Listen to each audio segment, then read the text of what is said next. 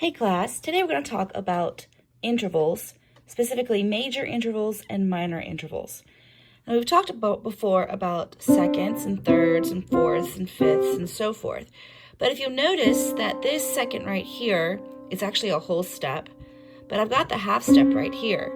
So there's two different kinds of seconds. There's actually what we call a minor second, and then there's a major second. Okay, now this one's a third right here. This is actually a major third, and this is a minor third. Now when we get to fourths, we actually don't have any other kind of fourth except for a perfect fourth, okay? And then we also have a perfect fifth.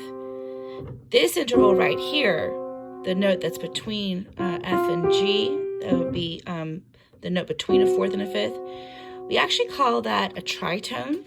It's the exact middle of the octave. If we go, it's the exact middle of the octave, and it's called a tritone. And the ancient musicians used to call it El Diablo de Musica, which actually means the devil of music, because this interval right here sounds so bad and so alarming and so dissonant that they called it the devil. Literally, they called it the devil. So we have a perfect fourth, then we have a tritone, then we have a perfect fifth. Now, the reason why these intervals are called perfect is because they're mathematically perfect. When we talked about the octave being perfect, and we talked about how the metal bar would be one note, and then a metal bar exactly half the mass of the first metal bar would make the higher note. If you have a metal bar that's exactly 2/3 of the mass of the first metal bar, it would be a fifth above it. Okay, and a fourth is just an upside down fifth, because C to G is a fifth, but G to C is a fourth.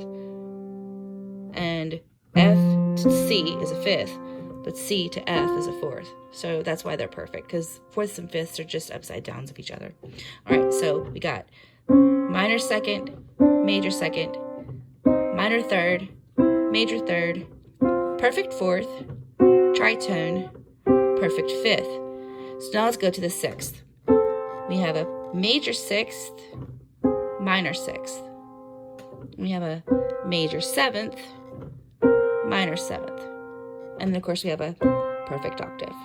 All right?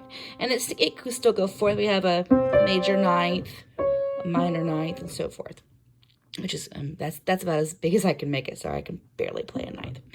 So, I just wanted to let you know about the different kinds of these intervals, major intervals and minor intervals. And those are going to be really important to learn before we start getting to things like chords, because there's different kinds of chords and you need to know the building blocks of the chords, which are going to be the different kinds of intervals. We have major thirds versus minor thirds and things like that.